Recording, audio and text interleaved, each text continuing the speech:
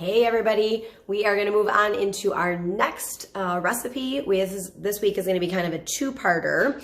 We are going to be making chicken tacos, continuing working with chicken, and we are making a homemade salsa to go along with it. So our main objectives, our main purpose is with our chicken recipe is that we are going to learn how to poach chicken. Last week, remember that we watched the video where we had 3 different ways of preparing chicken. One of them was a moist heat cooking method, which I'll say that again in a few minutes, but that is going to be our poached chicken. We're going to learn how to poach the chicken, let it cool, and then we will learn what it means to pull chicken. I kind of talked a little bit about that for those of you that were with me first semester when we made the white chicken chili, or I demonstrated with our measurement lab.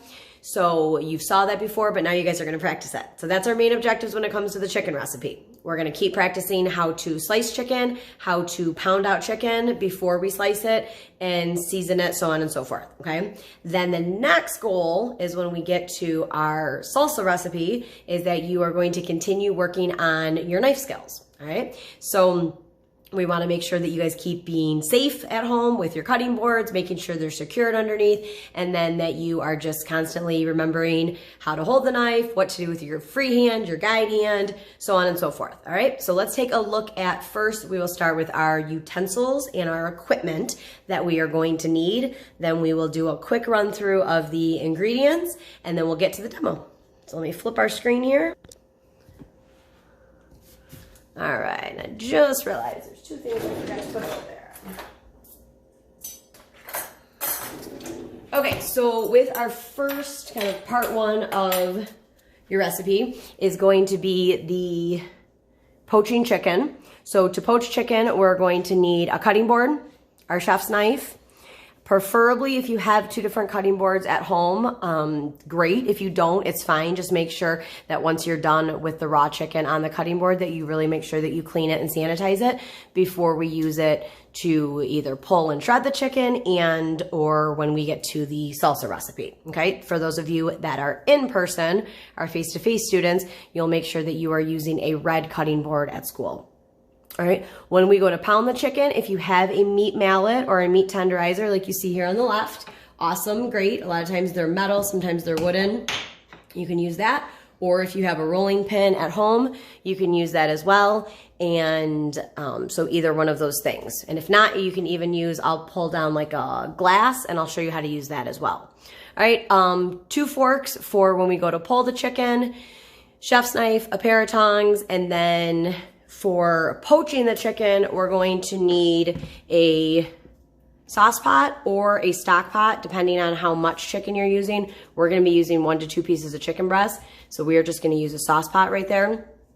And when we go to then season it with the taco seasoning that we're gonna use a saute pan, okay? So to just poach, you would just need the higher saucepan, and then to season, you can use the saucepan, but I prefer to season in a saute pan. All right, you'll see what that means in a few minutes. All right, so then next we have our, you also need a stovetop for that.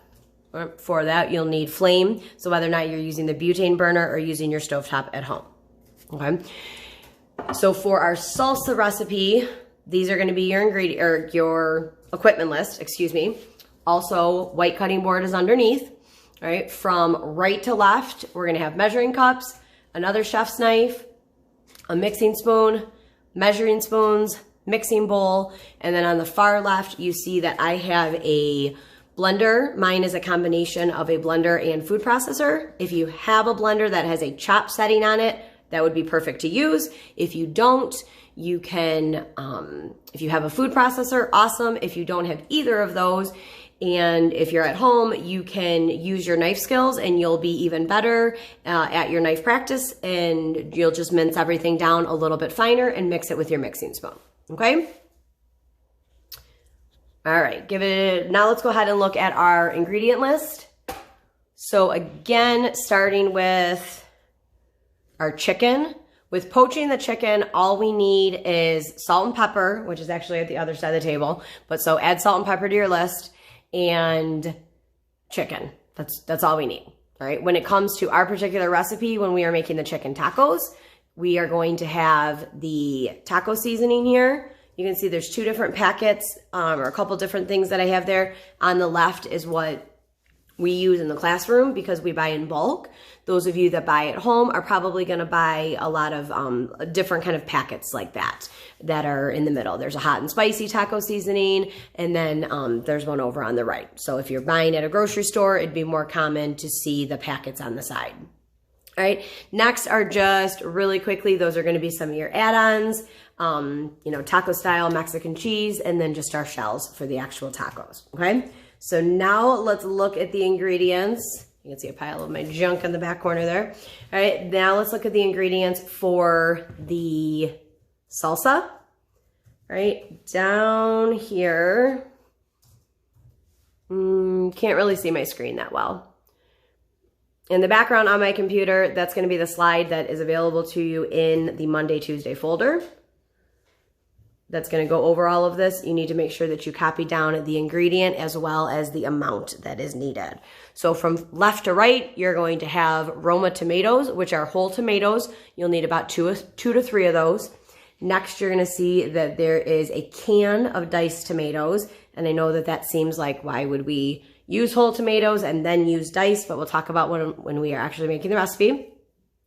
Next, green onions. Remember that we used the scallions and the green onions when we did the potato wedges.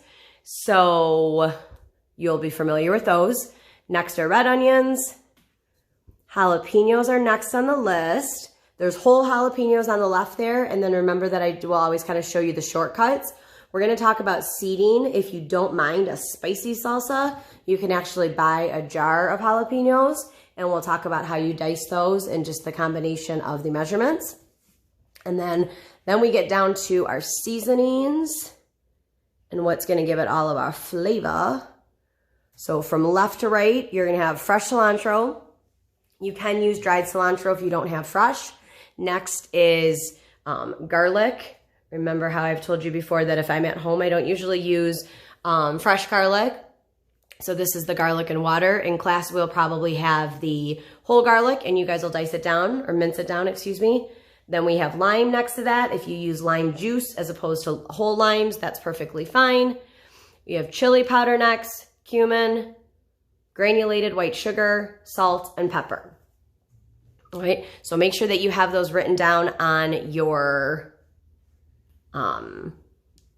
worksheets, all of your ingredients, and then we will get to the actual recipe. We're gonna start with chicken, so you would have out your colored cutting board, your knife, your meat mallet, and your chicken breast. All right, so we are going to start with our chicken breast. All right, most of you, when you buy chicken breast at the store, it's gonna come in really, really thick chicken breast. Maybe not always quite as thick as this, but usually they're gonna be pretty thick.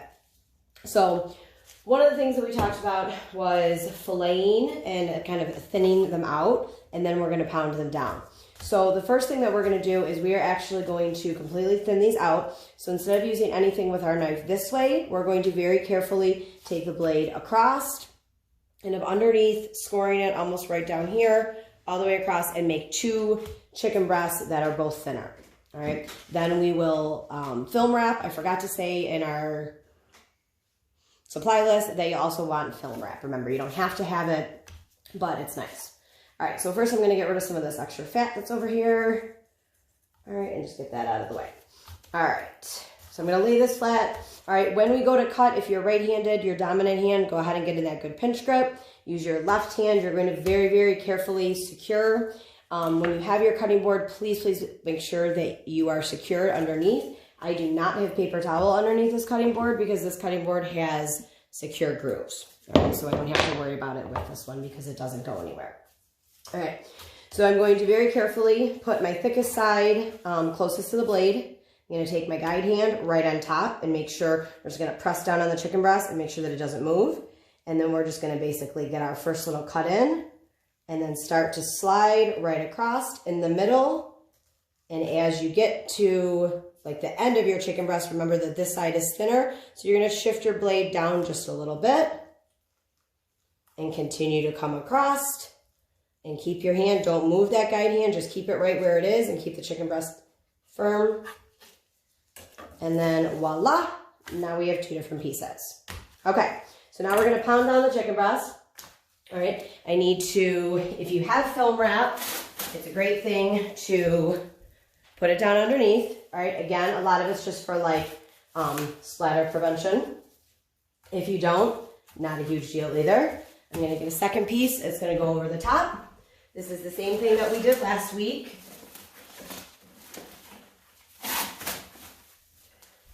I think our only group that did not do this last week was first hour. So we will walk through it on Thursday in class, a little bit slower, all right? So remember, I'm gonna show you how to use the meat tenderizer, all right? I will tell you that this one, it pops out a lot of times. So just be careful. A lot of times I'll just take actually this right out. And then remember that everything that we do, we don't want to break. We're not pounding straight down. We want it to skip, like we're skipping rocks on the lake. So we're gonna pound down and just a little bit of a push out. All right, so I'm just gonna kind of pound down and push out, pound down, push out, pound down, push out. All right, in that outward motion. I will tell you guys, I'm wearing gloves because I have a sore on my hand. With the raw meat, you do not have to, all right? So I'm still pounding down and out, but because I'm coming towards me, you can see I'm kind of like pounding down and pulling at the same time. All right, next we're gonna use the rolling pin method. If you don't have the meat tenderizer, at home, you can use the rolling pin. Remember, we are not making pizza dough, so we're not actually rolling. So hold the actual roller and pound down and out, down and out, down and out, down and out. And then remember, just kind of pound down and out. Same thing over here. Most of you are gonna always wanna make sure that you're using the same hand. Right? And then if you don't have either of these two, all right, if you are thinning out your chicken breast, I grabbed just a glass, and just because it's firm, you can actually use something like this too. You just need something that's gonna be firm enough to just push down and out. All right. So now, when I take off my film wrap, and I take my pieces over here, back to my cutting board, they are going to be significantly thinner than when we started. All right, so we're gonna go ahead and season with salt and pepper. All right, if you have shakers at home, you basically wanna go the length, right? And then remember, we use that term massage in. Same thing with the pepper. Those of you I know that were in class last week did a really nice job of using the salt and pepper.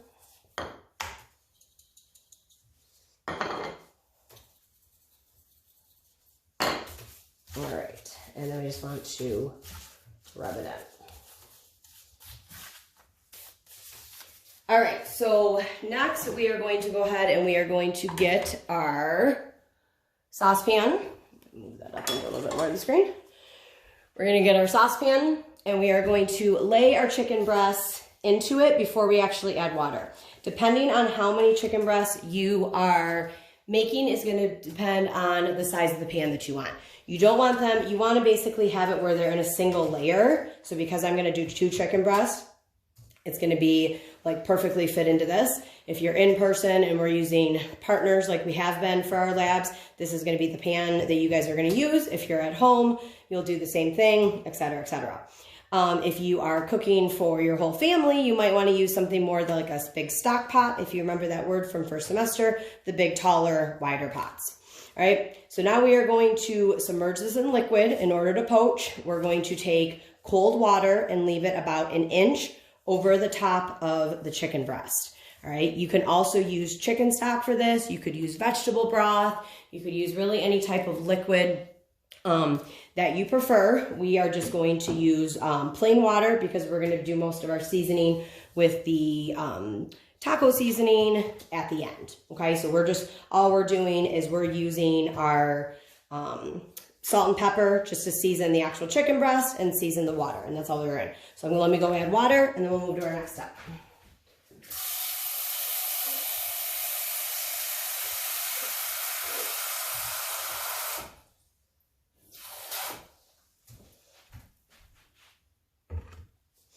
All right, so if you are looking in there, I know it's a little bit hard to see, but when you're looking in here, we've got the water line is about 1 inch to 1.5 inches over the top of the chicken.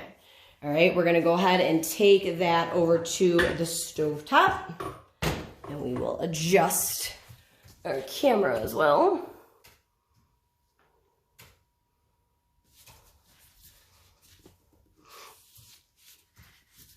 All right, and then make sure that when you are using your water is going to be a cold water. We want to start, the chicken is cold, so we're starting with cold water, and we are going to get everything up to a boil together. All right, so when we go to check our heat, remember, remove your pan, visually look at your heat. This is my highest, this is my lowest. See what you're working with. Every stovetop is gonna be different.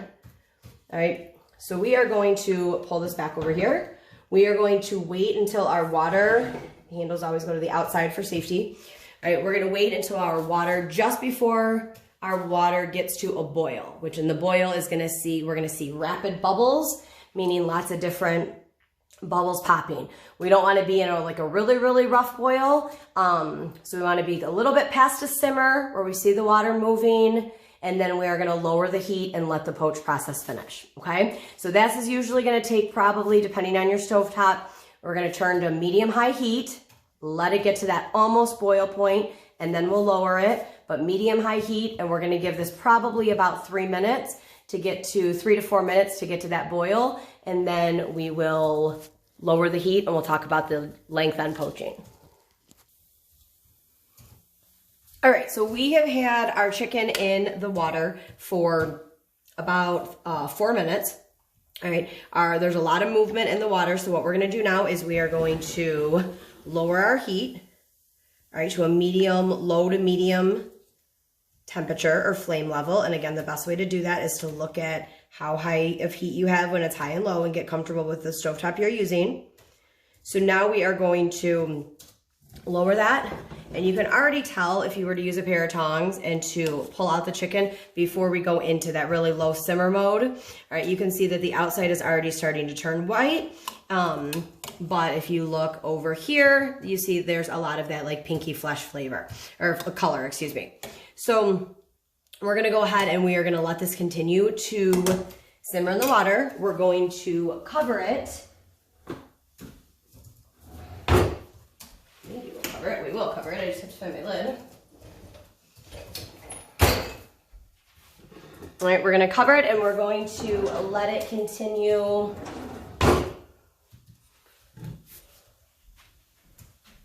Here we go, sorry. We're gonna let it continue to simmer for about another 10 minutes. All right, the chicken as a whole is gonna take usually somewhere between 14 and 18 minutes. So we've had 4 minutes on the boil setting as the water got up to the boil, and then we're gonna let it cook for about another 10 minutes. We'll check it, and if we need to add a little bit more time, we can always add more time, right? So we'll set your timers for about 10 minutes, and then we'll come back and check. So just before we check our chicken and check the poaching process, let's go ahead and recap on our conduction versus convection versus radiation. So because we are completely submerging our ingredient, the chicken, in liquid, we are going to identify this as a moist heat cooking method. Remember that boiling, simmering, and poaching are all examples of moist heat cooking methods.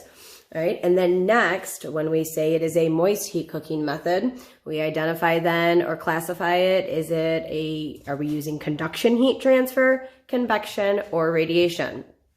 So in the middle there, zoom in a little bit more here. In the middle there, remember that we say that the heat is transferred through the water via convection, meaning we have heated up the water is moving around, whether it's rapidly moving around or slowly moving around, but the water itself is hot. The water itself is moving around, therefore we identify this recipe for your poaching method as a convection heat transfer. All right, so now let's go ahead and come back over to our pan of chicken. All right, when we go to first pull off your lid, even though we're on a nice low medium heat here, you're gonna see that there is still a decent amount of water moving, and that's because we've trapped all that heat with the lid. All right, you'll see a little bit of film kind of around the top layer of the water.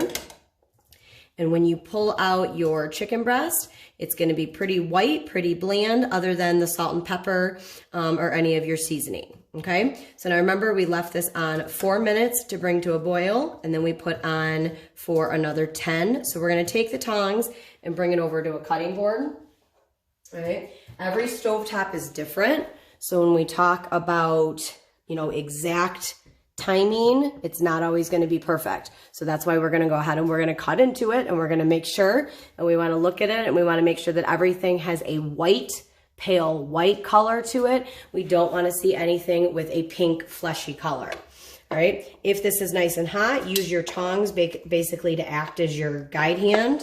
All right. Keep them nice and keep your chicken breast in place. And then you can use your knife just to cut right down the center. All right.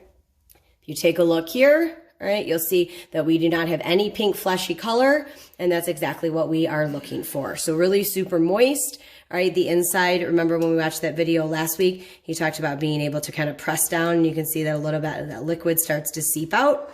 So what we're gonna do is we're gonna bring our other chicken breast over, turn your oven off for safety, and we are going to let these cool on the cutting board for probably about 10 minutes before we actually are going to go in and pull the chicken. Like again, I already showed some of you that on the white chicken chili recipe, but we're gonna use 2 different forks in order to pull the chicken. So we will be back in about 10 minutes, let it cool down. You don't wanna pull chicken when it's cold because it gets too tough, but obviously you don't want it to be super, super hot. You can see the steam is coming off of it right now. So we don't want it to be super hot, otherwise you're just gonna burn yourself. So give it about 10 minutes to cool. All right, so we are going to pull the chicken. There's a couple different ways. If you remember from the white chicken chili recipe, there's a few different ways that you can pull chicken. All right, you can kind of start to shred your chicken with your chef's knife if you want, and just do kind of like a rock chop. I'll do this first piece like this, and then pull with your hands. All right, and that's gonna be, you just start to pull, and because there's so much moisture on the inside, it should just really, really fall apart. All right, again, make sure, because you are gonna be on your cutting boards, make sure that they're secured underneath with either a wet towel or wet paper towel. All right, and basically you just kind of push your pieces and start to separate them. So you can pull chicken that way. All right, as you start to pull your chicken, we have these 2 chicken breasts weighed out, are about 1 pound of chicken breast. So we are going to start to toss them into the saute pan, which is what we're going to use to add a bunch of our flavor when we add our taco spices. All right, our mix of our spices. All right, so on and so forth. So you can kind of keep pulling. All right, another way that you're going to do this is you can use 2 different forks, and you're going to shred. So kind of like we use the tongs to secure the piece of chicken and acted like that was our hand, and we use the knife, same idea. Basically, you're gonna use, you know, like 1 pair of like tongs on the fork to be on the top, and then just literally start pulling away the chicken, right? And you can see that again, it's just gonna be fall apart chicken breast. So you wanna start to scrape, and it will start to separate. So poached chicken, boiled chicken is going to be chicken that is good to be used in a recipe like we're using today for the chicken tacos. Also really popular if you're making a chicken soup. All right, usually you don't have large chunks of chicken in chicken soup. You're gonna have some type of pulled chicken. And then chicken salad is another great example, so on and so forth. Okay, and then once you start to separate it with your 2 forks, you sometimes have pieces that are a little bit larger and that you want to, you know, finish separating with your fingers. All right, so I'm going to finish up this piece, and then we'll take the saute pan over to the stovetop. All right, so now we're gonna get ready to season. I have about 1 pound of chicken into the saute pan. So even though we've already cooked it, now we need water that is going to season. So for about every 1 pound of meat or poultry that you're gonna season, you're gonna use about 1 cup of water. So I'm gonna go ahead and I'm actually gonna turn this on to a high heat, nice and high heat. I'm going to stir in the water. I'm actually gonna go ahead and continue to use my tongs. All right, and then we're gonna add our spices. All right, now remember I said that you can use really either of, packets that you can buy at stores. This is great. What I want you to pay attention to is, as we keep talking about measurements, when you buy a packet at a store, they are going to be typically, a seasoning packet is going to be 1 ounce. You'll see that measurement down on the bottom. 1 ounce is equal to 2 tablespoons. So when we are in the classroom and we are using large canisters like this, or if you had a spice rack at home, learning those different measurements are super important. So we're going to use 2 tablespoons of this taco seasoning, because again, 2 tablespoons is equal to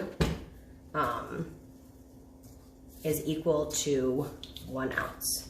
So 1 tablespoon, and I'm just leveling it with my finger there, and 2 tablespoons. All right, I'm gonna mix this all the way through. As the water starts to come to a boil, you're gonna see that seasoning, you don't want it to look like actual powder, you want it to dissolve into the water. So you're going to let your water get to a boil, and then lower your heat, and you will let this simmer for about 8 to 10 minutes, okay? While this is simmering, we are going to make our real quick salsa, and then we'll get ready to eat our tacos. All right, so we're gonna go medium heat, set our timer for, we'll set it for 8 minutes. You can leave your pan uncovered. It's really just preference either way. All right, let's go ahead and make our salsa. So with the salsa recipe, we are going to mise en place all of our ingredients. Some of the ingredients I have already mise en place because you guys are getting really good at using the measurements, so you don't need to watch me measure each thing individually. All right, but prior to combining anything, just make sure that you are mise en placing, measuring out, using your measuring spoons, using your dry measuring cups, etc., etc. All right, so what we're gonna do is we are going to start with our Roma tomatoes. All right, we're gonna use again 2 to 3 depending on the size. All right, when we slice our tomatoes, we're gonna be using a rock chop method, okay? So first, remember, something's gonna be super wobbly. We wanna have something where we can flatten it out, all right? So we're going to, all right, come all the way down, and then we can always lay it right on its side. We're gonna actually cut off the top end. We're gonna cut off the bottom end as well. Move those over to here. I don't have a food waste bin, so I'm just gonna have my garbage off to the side, all right? And then we're gonna go ahead and we wanna chop these. So we're going to use our bridge method, cut them right down in half, all right, 2 halves, and then we'll go ahead and just start using that rock chop method. Now, tomatoes are hard to cut if you don't have sharp knives. So if you feel like you're making a mess, it's okay. Just turn them, flip them, and use that rock chop method until you are pretty comfortable with the cut itself, okay? Or with the size of the cuts, I should say.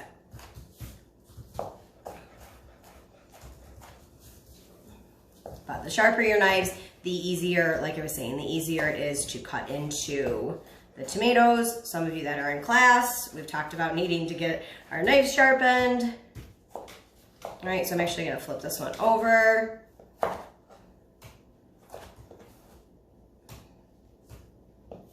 And again, a rock chop. And now I'm going to kind of do a little bit more of that cross chop. Combination of rock chop and cross chop. Because remember, when we are doing a rough chop for something like a salsa, they don't have to be perfect, especially if you do have a food processor at home or a like a blender that you can use. They definitely don't have to be perfect because we are going to eventually we're gonna like basically smush them all up and mash them all up. All right, so we've got our 2 tops and bottoms. All right, next we have, while I keep doing this, I'm gonna keep talking. I already measured out the can of tomatoes. All right, depending on how much, you know, how much the recipe that we have calls for about 1 cup. That's gonna feed about 6 servings. If you increase the recipe, then you might be able to use an entire can. Canned tomatoes, basically, they are already stewed, which means they are already cooked tomatoes. All right, you can see some of the tomatoes are getting a little bit rough here. And again, so we'll rack chop, and then I'm gonna turn these and do a cross chop. Combination of that rack chop and cross chop. All right, remember that, notice I'm not turning my body a ton. Everything stays right in this space. Now, if you don't have a food processor at home, you are definitely going to want to think about that cross chop a lot more because you want your tomatoes to be pretty small.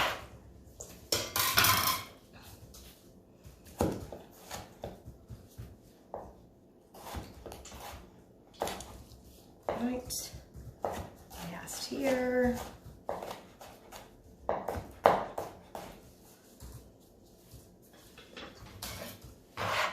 And as we keep talking about it, and I know I'm like drilling it into you guys, remember that we're not picking up the point and the tip. In that rock chop, everything is just that motion right here. I'm turning to the side just so you can see it. Right here, right here, right here. The wrist comes up and forward, you know, forward and down. But you don't want your blade, we're not ninja warriors, all right? We're not flipping things around. Everything is supposed to be, you know, right in your workspace. And again, don't worry about trying to be super fast. Those of you that are gonna be doing this at home, this is one of those labs that, you know, those that are face-to-face are gonna have a partner. Those of you that are at home, it is a decent amount of mise en place. So it's a decent amount of prep. You know, I know some of you were feeling bad during the stir fry, like you got behind us, and I just continue to remind you guys you weren't behind us. You were just at a different place of the actual recipe. All right, so dry this off a little bit. All right, next we've got our diced tomatoes, or our canned stewed diced tomatoes, which we already have. Green onion is gonna be a really simple rock chop. All right, we're gonna take the white stem off. All right, that's gonna go into the food waste bin, and then simply, all right, rock chop. All right, so remember, you're just lifting the wrist up and down, wrist up and down, wrist up and down, and the guide hand is just pushing the food under. Remember, you're not moving your blade, you're moving the food, sliding the food underneath the blade. All right, so rock chop, and then we'll do a quick little cross chop just to kind of mince it up a little bit more. But remember, we're gonna toss it into the food processor, and that's gonna give us the really, really small almonds and everything. All right, so next is gonna be our red onion. All right, we're gonna do the same thing that we've done before with the onions. All right, we're gonna get rid of the top and the bottom, and then we're gonna peel. I do have a little paring knife over here. I didn't put the paring knife on the equipment list. It's not necessarily required. For some of you that are at home, it may be with the jalapeno. You might prefer to use a paring knife as opposed to your large chef's knife, but it's gonna be one of those things that are not required. All right, so our measurement is going to be 1/4 of a cup. So as we are cutting, all right, we can start filling right into our 1/4 cup measuring cup. See, I've got some of the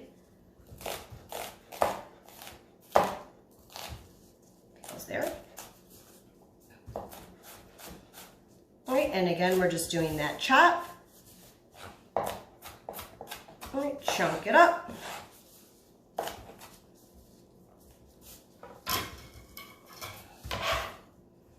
And as we slide into here, basically about 1/4 of a large onion. Oh, I got a little bit of onion in my eye. You can see I'm like watery a little bit, or a little bit more of that, okay? So we've got that about full over here. Move that over to the side while we do the cilantro and the lime, and then everything else other than the jalapeno is basically done already.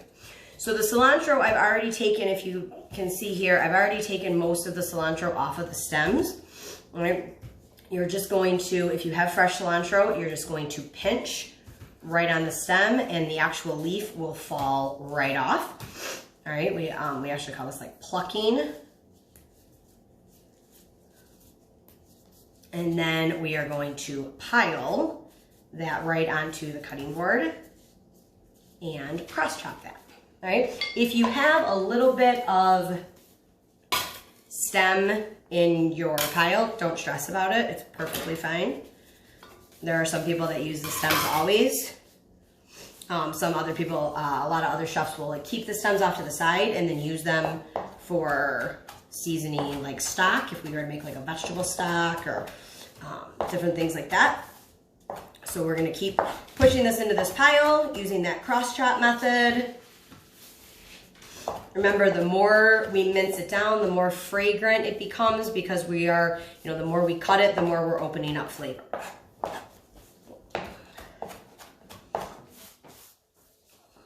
All right, remember when you always take anything away from the blade, use the back of your hand. All right, same thing here, back of your hand, so on and so forth. All right, so just for today, for mise en place prep reasons, I'm gonna go ahead and I'm gonna put the cilantro in with our tomatoes because we are going to cut our jalapeno and I want our cutting board to be decently clean for visual purposes here for those of you at home. Okay, so next we're actually gonna do our lime. All right, when we squeeze fresh lime, you want to kind of take your lime and smash it down, smush it, kind of press it down a little bit before we cut it in half. All right, and then you can squeeze it all into like a little bowl if you want to measure it precisely. By pressing it down, that like loosens up all of the juices, and you can just basically start squeezing all of the lime into a bowl, and then we'll measure it out once we have everything combined into our large mixing bowl of the actual salsa. All right, so this is really, I usually like squeeze it all the way down and then I flip it inside out just to really get all of those juices. Remember, food waste bin kind of over there. So I just have a food waste pile because I didn't grab my bin today. So again, we're just gonna squeeze. Everybody's going to, groups will get one lime. All right, you'll be able to practice really squeezing the lime and using that fresh juice. All right, and then the very last thing, we're gonna actually measure it at the end. I think what's our measurement? 2 tablespoons. So we'll put that off to the side for a second. The last thing is going to be our jalapeno, all right? Depending on how spicy you like things is whether or not you want to make sure that you remove all the seeds, all right? Those of you at home, if you want to use a paring knife for this, to actually do your seeds, I would suggest doing that. Those of you in the classroom will walk step by step, but we are gonna take off our top section here, food waste bin, bottom, food waste bin, and then using the paring knife, we're gonna go around the edge. And we did this when we used the red pepper with the stir fry, and the same thing. We want to get out that middle area, and I'm trying to do it as much as you can see here. All right, and then when we go to start slicing, that'll actually pop right off. All right, so now you can see that that middle section is gonna pop right off. That's gonna go to our food waste bin. And then we should be able to slide all those pieces off, and we want to get rid of the seeds. If you like something really spicy, a lot of the spices are in the seeds, so you can leave them in. All right, another trick as I finish this, remember kind of like the shortcuts that I always tell you that you can make. If you have sliced jalapenos in your house as opposed to buying a jalapeno, so if you have like a jar of jalapenos that looks like this, when you start to learn like the conversion measurements, 1 jalapeno is usually equal to about a 1/4 cup. So if we were to use a 1/4 cup of sliced jalapenos, you could just get them out of a jar that you have in your refrigerator and then just dice them up. Okay, essentially it's gonna be the same thing. Yes, we do talk about, you know, using fresh produce is gonna be best, but if you already have it at home, no big deal. All right, so we're gonna slice this. We've got our whole jalapeno.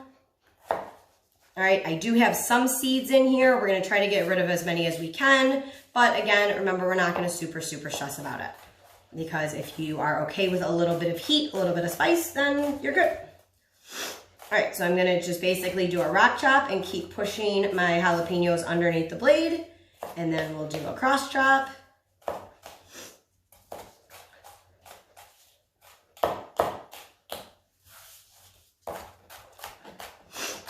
And get ready to combine everything.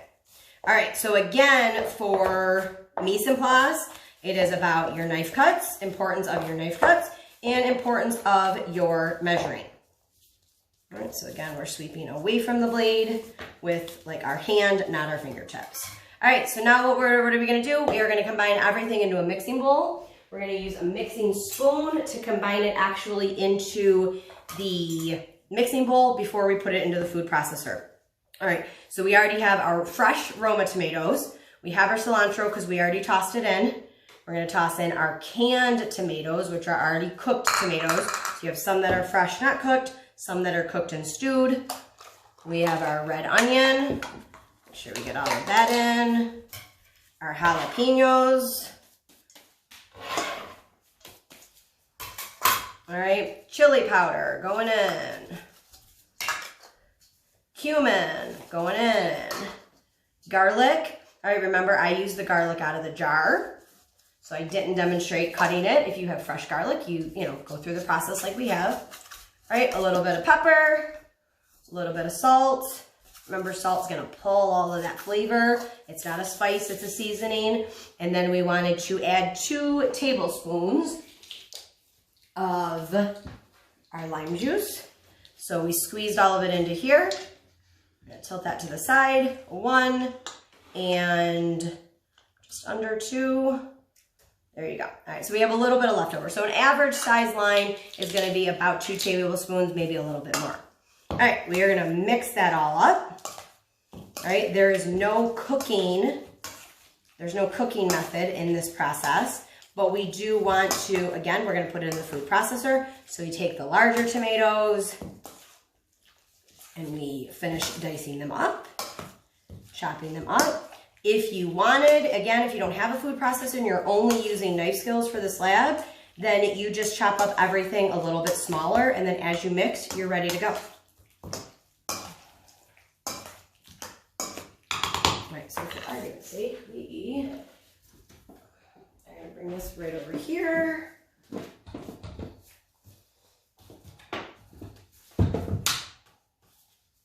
No, not. All right, I'm gonna have to move the camera. I thought my cord was long enough. It's not. Actually, we'll do it this way. So put everything into our food processor. All right, again, I have a blender that has a chop setting on it. So I'm gonna use my mixing spoon to scrape everything down into the bowl here.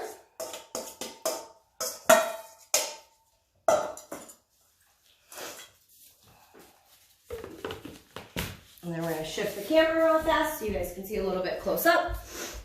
And then we will basically be ready to pull the taco, the seasoned chicken, and make our tacos. All right, so we're over here. I'm gonna go ahead and use that chop setting, hand over the top of the lid, always to make sure it doesn't splatter up. And we'll go ahead and chop. And we'll wait for everything to combine. Now, if you like salsa a little bit chunkier, you might not, you might want to separate what was in the mixing bowl in half and have, you know, only chop and like emulsify, liquefy half of it, and then mix it back through with, you know, the rest of the mixing bowl, and that would keep it a little bit chunkier. But easy peasy, and now you have fresh, good, wholesome, homemade salsa. I'm gonna shift our camera. You can see our poultry, our chicken is all nice and seasoned. So that was simmering. After about 8 minutes, we turned it off. You can still see that there's some of that carryover heat.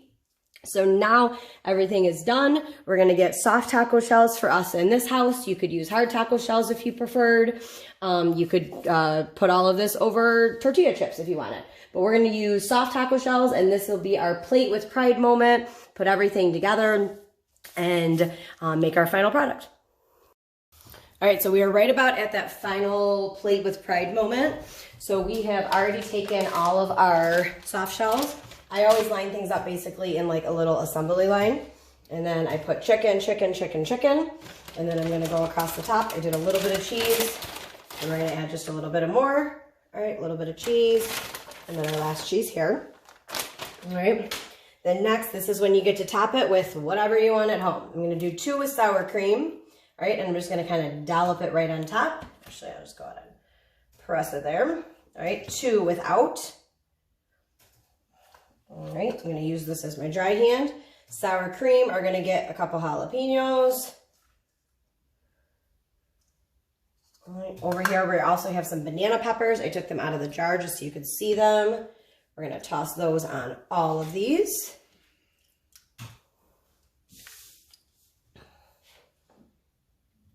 All right, and since I did dice up all of my tomatoes for the recipe of the salsa itself, I'm gonna actually just line a little bit of the salsa right onto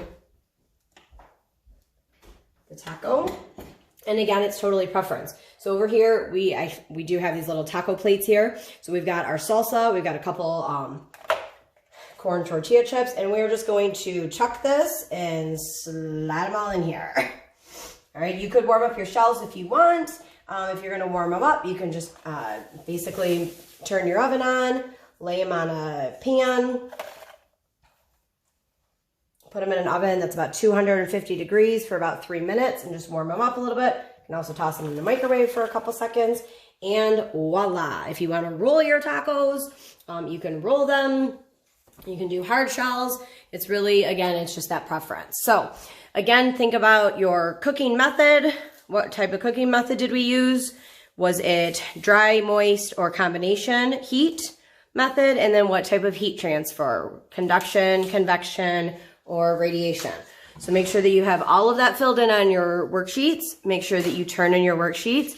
If you need to sign up for a lab supplies drop off, please make sure that you do that on Monday and Tuesday and get that turned in so we can get that to you, and we will go from there. So again, plate with pride, making chicken in a couple different ways, using different types of cooking methods, and voila, chicken tacos. All right, I will see you guys soon.